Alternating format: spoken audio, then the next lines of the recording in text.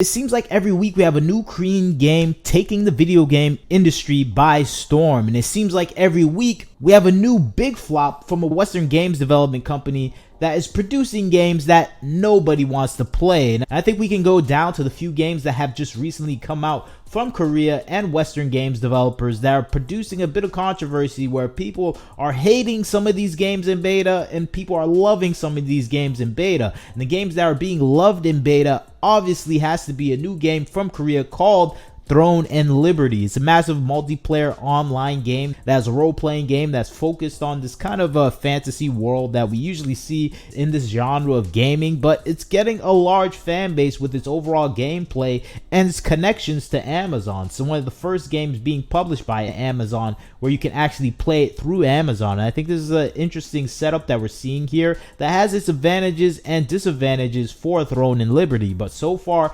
people are loving this game. People are loving the character creation. People are loving the looks, the designs, the overall world. And I think it's lending itself to this dearth or just lack of quality character designs and overall immersion within gameplay in the current market right now, where we have a lot of games that are not made to actually have fun for the gamers. And I think that's what we see with the games that are failing in the industry right now. Games like Concord that have just recently come out that have terrible numbers beta-wise, where people are just not playing these games when they come out in beta. Concord released to an abysmal amount of beta game players at 584 regular users and peaking at 1,124. I know it's up a little bit in this weekend's beta. It's around 2,000, but it's still abysmal numbers for a game that has a budget of over 100 million to over 150 million dollars. You want way more people playing your game. You want at least 10,000 people in your beta, and people are just not purchasing this game. And I think that's the same thing we're seeing with Flintlock, a new game coming from A44 Studios, backed by Sweet Baby Inc., the controversial consultancy firm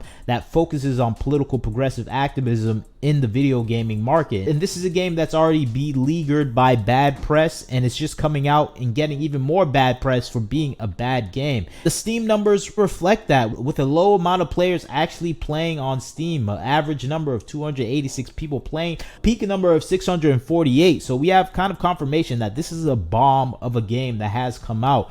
Probably has a lower budget than Concord, around 40-50 million dollars, but that is a budget that is not coming back with just 600 players playing the game or purchasing the game. And I think that is going to be a lethal blow to the studio of A44 Games. And this is kind of representative of what we're seeing in the Western gaming market today, where a lot of these flop games are coming out of the West and a lot of the successful games are coming out of the East. You can just look at The First Descendant, a new game from a developer, Nexon, that has a rather bad history with gamers, that is producing a game that is actually getting attention and a large market share within the Western games development space, because people are just not making games like this anymore with attractive designs and fun gameplay. And I think that was the focus for Nexon. They're trying to make money. They're known as a kind of a price gouging organization that tries to milk gamers out of their money, and they're doing that with this game. Even though it's a good game, it is maximizing its profits, and I think that is a good thing for the company itself, because it has to placate and appease the gamers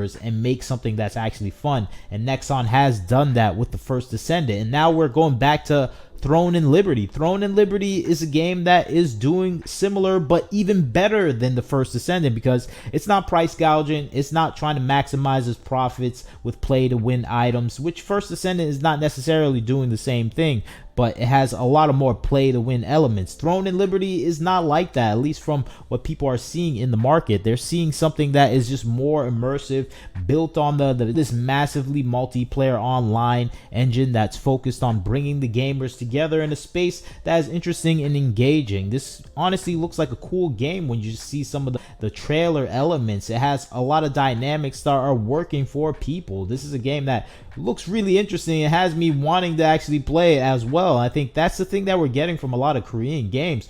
We're just getting the old gameplay styles that we used to get 10-15 years ago, before the video gaming space was inundated with these political activists that want to put their own personal morals and politics within the games that they're producing. And I think that is reflecting back nastily in the video gaming industry, where we're getting these massive failures like Concord that are making games for absolutely no one, having character designs that don't appeal or attract to anyone. It's not going to get anyone to buy extra skins skins or extra weapons or anything like that.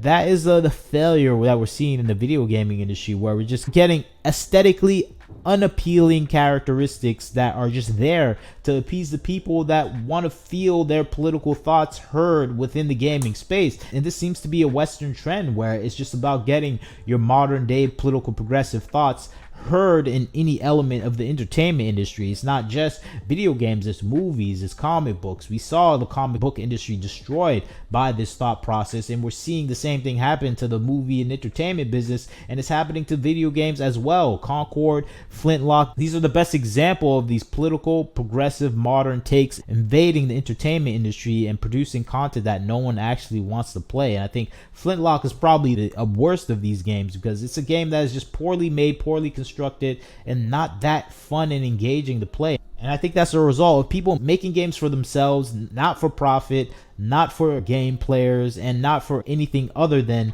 a political class of people that are not playing games, uninterested in playing games, and will never play the game that they produced. And I think that is a result that we see with Flintlock. Flintlock is just a horribly constructed game that is not fun to play. And I think that is the sad thing about it, because I think the story might hold some interesting elements in it, but it lacks the depth and skill to actually produce a good story as well, because it feels like they're hiring incompetent writers as well, based on these same political agendas that they have enforced within the gaming industry. And I think these two games reflect the worst of the gaming industry, and that's why they are flopping epically. And this is going to be a flop summer.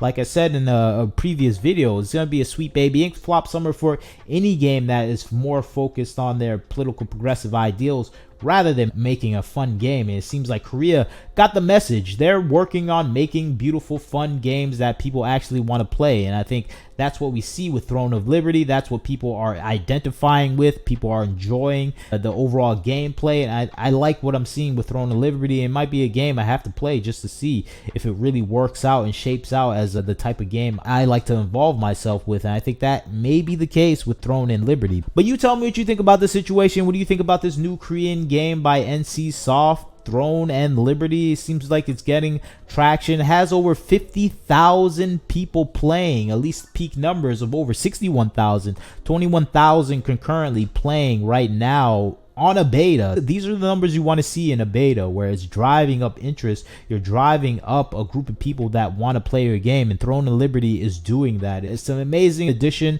to the video gaming industry that kind of had a lack of games coming out that had any respectability of being called a good game to actually play. And it seems like we're getting a lot of those games from Korea, Japanese, and China nowadays. And I think I would stress Korea and China, because it seems like they're making content for profit and it is making them money. And I think the opposite is happening in the Western games development space. How long do you think this will last, this dichotomy of these Korean games actually making money and Western games failing to do the same thing? I think it can't last long, because the industry is very harsh on games that fail. And I think Concord, the developer for that, failed, and they're gonna have to face the consequences. But you tell me what you think about the situation. What do you think about Throne of Liberty? Will you play it? I'm gonna play it. You should probably check it out as well. Tell me your thoughts. Like, comment, share, subscribe. This is Wagner Knows Why. Catch you next time.